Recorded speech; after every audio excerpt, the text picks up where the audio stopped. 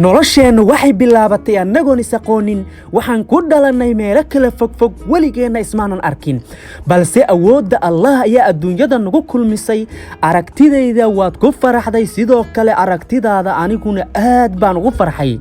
ka helitaan iyo jacayl fara badan kadib waxaan go'aan ku gaarnay inaan isguursanno oo aan nolosha ku midowno haddaba waxaa muhiima nolosha dhabta ah micnaheeda inaan wada garanno guurka kadib waxa imaan kara waxaan u baahannahay waa inuusan fashilmin guurka iyo ballanta aan allah la galnay oo ah inaan isku baarin noqonnaa midba midka kalena uusan xaqiisa dayacin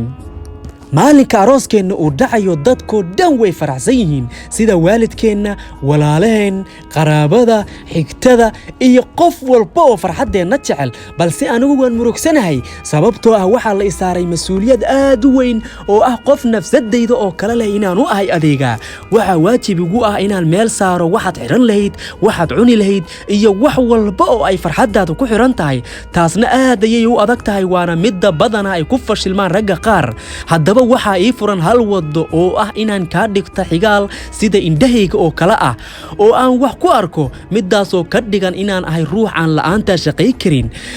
sidaa darteed waa inaan isla fahamnaa 4 waxyaabood kow waa inaan isla fahamnaa sabar labo waa inaan isla fahamnaa go'aan adag sidoo kale naxariis qodobka afraadna wuxuu yahay oo ay tahay inaan isla fahamno xal yacni wax walba inaan wada xalinnaa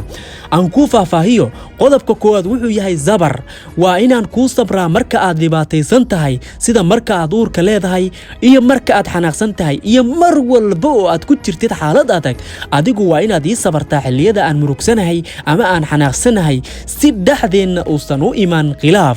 qodobka labaad oo ay tahay inaan isla fahamno waa go'aan adag markaan ku leeyahay waxaan kala jeedaa waa inuu go'aankeennu ahaadaa mid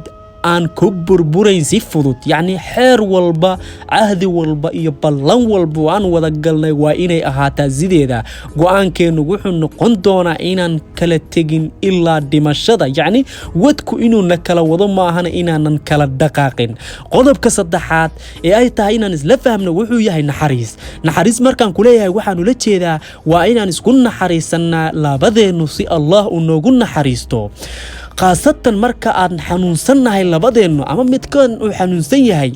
marka labadeennu xaalad dhibban aan ku jirno waa inaan isdareensiinaa naxariis taasoo ka dhigan jacayl aad u weyn inaan isku qabno qodobka afraad oo ay tahay inaan isla fahamno ama aan isla meel dhigno wuxuu yahay xal waa inaan xallinaa wax walba oo xumaan ah oo dhexdeenna ama faamilkeenna soo dhexgeli kara si wada jir ah oo caqli ku dheehan yahayna aan u ilaalshannaa mustaqbalkeenna ifaaya waxaa maalinka guurkeenna kuu ballan qaadi doonaa inaan kuu noqon doono sida qayb jirkaaga ka mida oo kale oo aan kaa maarmin sidoo kale aanan ku dayici doonin inta ka dhiman cimrigayga nolosheennu waxaa muhiim inoo ah farxad dabcan sidoo kale waxaa muhiim inoo ah qanaaco waxaa kaloo muhiim inoo ah waalidkiina dhalay intaana soo gaarsiiyey inaan ku dadaalna farxaddooda daqiiqad walbana ay madaxa noo saarnaadaan si aan u helno carruur ama awlaad baari ah hooyaday waa hooyadaa waa hooyaday aabbaha waa aabbahay waa aabbaha walaalaha waa walaalahayna waa walaalaha dadka kugu xeeran ee wanaagga kaa mudan waa inaan wanaag siiyaa sidoo kale kuwa igu xeeran ee wanaagga iga mudan waa inaad wanaag siidaa waalidka waa inaan u noqonnaa sida diinta islaamka ay nafartay waan hubaa inaan ka soo bixi doonno aanan dayici doonin xaqii iyo waajibkii alla na saaray dhab ahaantii hadafka nolosha aad ka leedahay waan kugu garab istaagi doonaa si aad u taabatid meesha aad higsanaysid anigu ma dhaqaaqin karo la'aantaa waa inaan gacmaha isqabsannaa si aan u jabinno derbiga ku xayndaaban waddada mustaqbalkeenna waxaa ii muuqda nolol iftiimaysta iyo guri aad u qurux badan oo ay joogto hooyo qurux badan iyo dabcan aabba bashaash ah kuwaasoo gacmaha haysta carruur ama awlaad indhahaagu ay la dhacayaan afkooduna uusan ka soo baxayn wanaag mooyee xumaan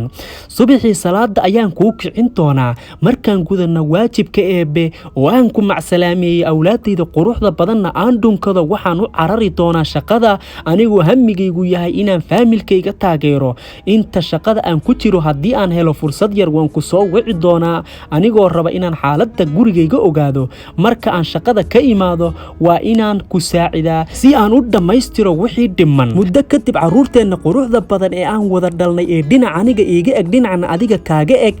waxaan u ballan qaadi doonaa si wada jira inaan uga shaqayn doono tarbiyadooda